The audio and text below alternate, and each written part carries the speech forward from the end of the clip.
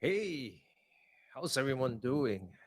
Today is Sunday, and Sunday is always a good day, right? Um, so today I want to share with you about the whole idea of live streaming. Now, I started live streaming several years ago, but you know, this was the first time that I actually did live streaming on a consistent basis. Today is the 180th episode. And so that's like, the almost the halfway mark here for this 365 days experience. So the whole premise of it is I want to share with you today why everyone must learn how to live stream. Everyone. And before we get into that, I'd like to share with you my own experience so far. So I started live streaming somewhere in May because at the point in time we in Singapore we were in this circuit breaker. It's our version of the COVID-19 lockdown itself. And so during the time, I was cooped up at home. And one of the things was that I was looking around and I saw that I have all this equipment that is able to help me do live streaming. And since I always love being on TV and I kind of love producing my own shows, I decided to go into live streaming itself. Now, however, the thing was when I started it, I had no clue whatsoever what I was going to do and what all this is going to entail. Right? I just decided to jump straight into this whole process itself and telling myself what I'll deal with whatever happens later on. Now, in this whole process itself, many things have happened. One, of course, it's my own learning in terms of how to do live streaming and how to be able to speak in front of the camera, even though there's no one watching right now. But how do I prepare myself such that I'm actually talking to someone, right? It's as if you are sitting right here in front of me. And so those are some of the things that I have learned in the process itself.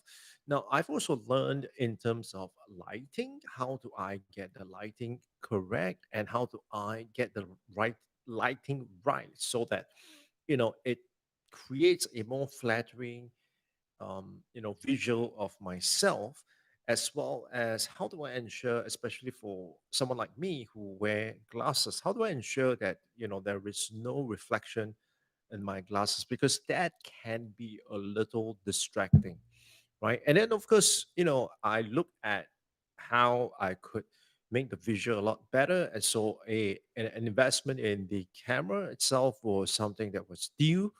And also the other aspect of it was, how do I get better sound? And sound is so important itself. You wouldn't imagine the amount of money that I spend on sound alone. It's just tremendous. That say, I believe in making the investment. I believe in doing this right. I believe in this whole process itself, right? And while many of it is self-thought, um, I've learned a great deal from many of these people whom I have been watching on YouTube, right? And so, that's something that I really learned over the last couple of days. I mean, the last 179 episodes itself. Um, and so today I want to make the case for why everyone must learn to live stream. Now, let's take a step back and look at the current situation that we are in. The reason why we are living in this new normal is that the way that we live, the way that we teach, the way that we learn, the way that we socialize, the way we interact, the way we work has changed. And it has changed in such a way that some of us are a little bit more prepared than others, right? As you can see during this COVID situation, some people were better able to adapt to the requirements of this new normal, whereas some of us are kind of being left behind because we are kind of stuck in the old world itself. And so many people in fact are struggling to find a way so that they are able to adapt to this new normal and ensure that they are relevant. And one of the key things, especially for people like us who are professionals, one of the key things I have seen is the ability to be able to do something and do something well. So if you think back, like for example, in the 80s and the 90s, one of the key skill that every executive must have is like a baseline, right? A baseline that you must have is that you must be able to do a presentation. Now, in those days when I first started working, when we talk about presentation, we are not going there with a laptop or anything fancy. What we do is we have a book or a file where we will insert all the printouts that we want to show to our prospective customers. And we would go to the to the prospect's place, or we will meet up with the prospects and we will make our case, we will do our presentation face to face. Now, a few things there is as follows. One is that you are kind of presenting something that is in hard copy, and to a certain extent, that has got a psychological effect because people want to feel the thing that you're selling to them, especially when you're selling to them something like a service. Now, you need to understand that when you're selling a service is intangible, right? You're not like selling um, a, a wallet or something, but you're selling something that is intangible. Now, when it's intangible and you are asking people to kind of change the way that they behave, it can be quite difficult for some of them to accept it because it is intangible, it is something that they cannot feel and touch. And so when I was doing sales at a point in time, one of the key thing was that I always make sure that I have some kind of a physical, tangible item that I could actually give it to the prospect. So whether that be a folder with all the company fact sheets, the company's brochures, everything inside there, something that I could give to the customer because at the point in time I was selling a service, and so that kind of helps because on one hand you are able to physically give the person, the prospect, something to hold on to, and by holding on to that something psychologically it makes a, a difference, right? As, like I said, especially if you're selling a service. Number two is that when you are making the presentation in person, you are actually able to influence, or you are able to rub off some of your level of enthusiasm to the other person itself, right? It's not always easy, but it is well possible, and I have done that a lot of time because sometimes the prospect would seem totally uninterested, and it's like, I'm just going to give you 15 minutes of the time, of my time. You just do the presentation and buzz off, kind of thing, right? But the whole idea behind that is that you must be able to convince them, and you must be able to rub off your enthusiasm on them and to get them excited, ask them questions, to be able to do all that, to really get and engage your prospect itself, right? So that was something that, I think many of us were comfortable, and many people in my era itself, I think that it is a core skill that we all have developed. Now over time, of course, we start talking about presentation, and that's when we start using things like PowerPoint slides, and we start using computers or even the iPad, for example, as a great presentation tool, right? And once again, the tools like the iPad or the Surface Pro was excellent, because once again, if it's selling a service, and if the prospect is not able to move things around, that touch bit, it's kind of absent itself, it could prove to be a problem. So once again, you want to be able to give them something that they can move around. You might want to send them an email of your brochure or your catalog or your proposal, for example. But the key thing here is that you want to be able to give them something physical, something that they could hold on to, right?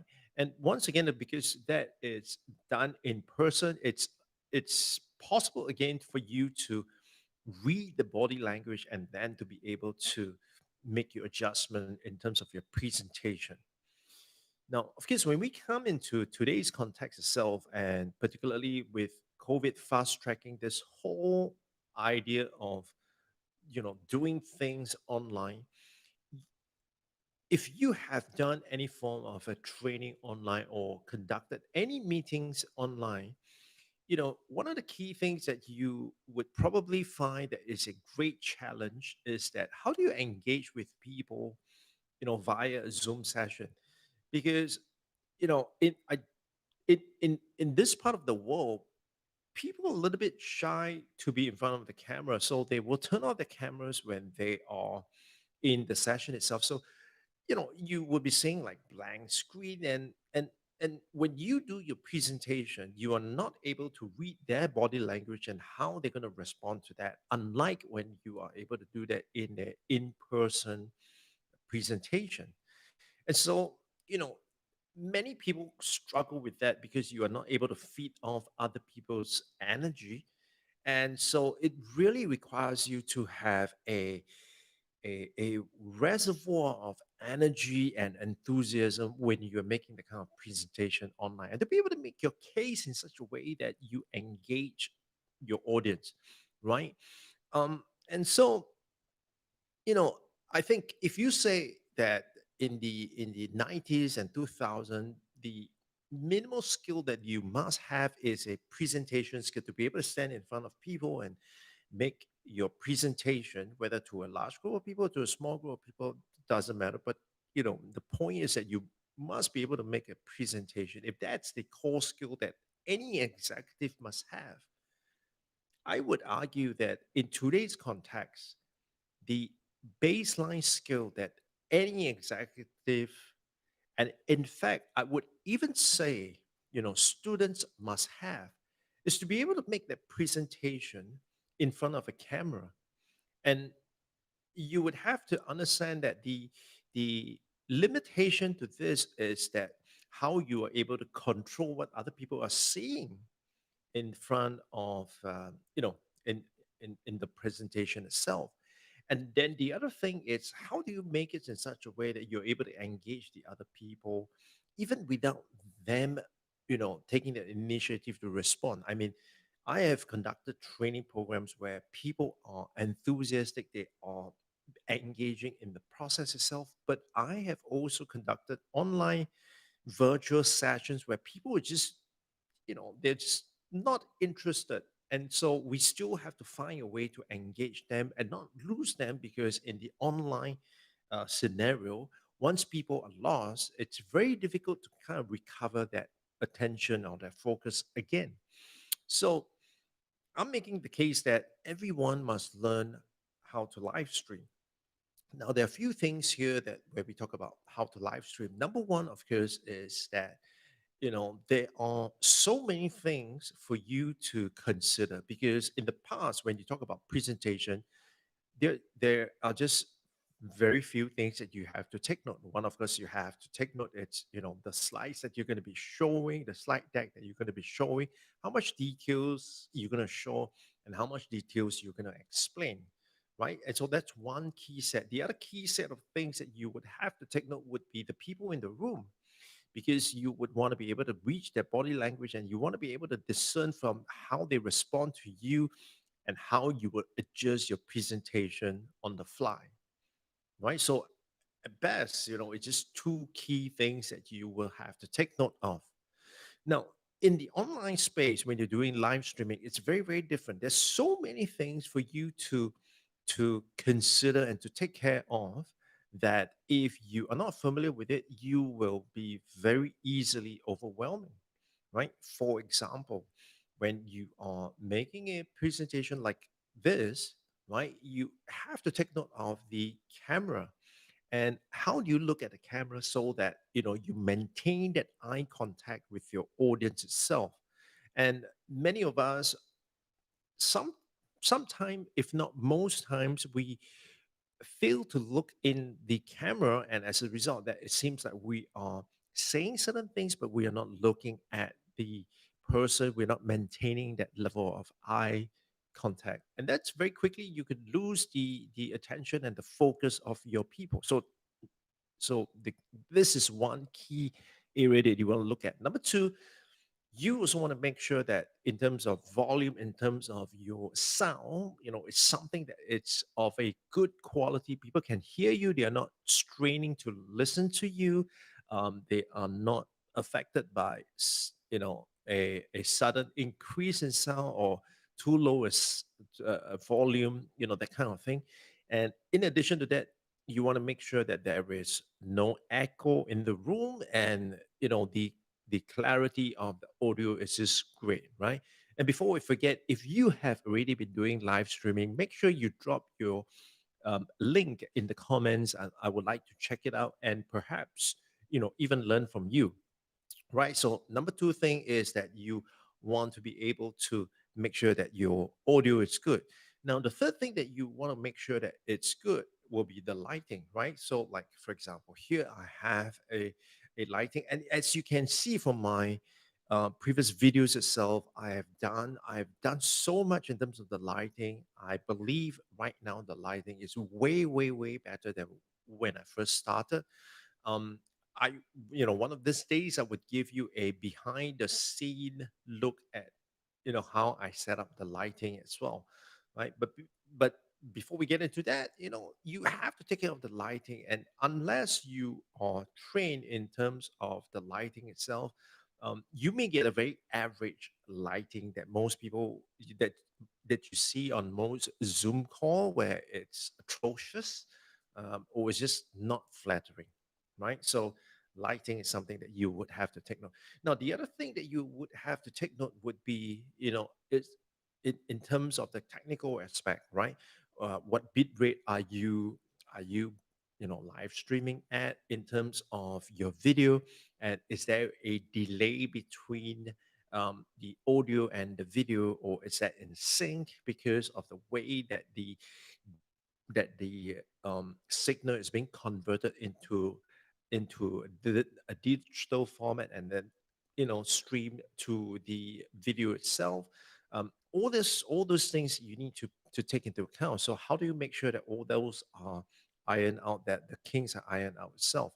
And then on top of that, you would also have to look at the backdrop, right? What do you want to do in terms of the backdrop? Is it going to be something that is too crowded, or something that is too um, plain? Because both are not good, and so you want to be able to you know try and make things in such a way that it kind of creates a interesting enough backdrop at the same time it's not too distracting itself. So there are a lot of great things that you would have to consider in addition to just looking at live streaming, just looking at a presentation itself, right? So if you are interested in learning more about live streaming, I will be conducting several catalytic courses, focusing each one focusing on one aspect of it. So the thing that I really want to encourage you to think of is that do not see this whole exercise as I'm going to do them all, because there is no way, if you're just starting out or if you're just even learning how to become better at it, there is no way in hell you are going to be able to do everything at the same time. Besides, if you're going to do everything at the same time and you're going to buy all this equipment at the same time, it's going to cost a bomb, right? I always believe that you should only invest in the gear that you need and the gear that you can afford, right? Never go into debt just because you want to get the best gear. Don't do that, right? Okay. So um i'll be I'll be releasing a series of catalytic courses. Perhaps by the time you see this replay, all the courses are already out. If that is the case, you will see in the description below. If not, if you got a question about live streaming, you want to learn about live streaming, you want to learn how to become better at it, or if there is a specific aspect that you would like me to cover, make sure you leave it in the comments and I'll be sure to answer that. Or I will even, make a video out of that itself. Right. And so with that, I thank you so much for watching. And once again, you know, if you haven't already, please subscribe to the channel and give me a thumbs up so that it helps others discover videos like this and that could possibly help them as well. All right. And so with that, thank you. And I'll see you on the next one. Bye bye.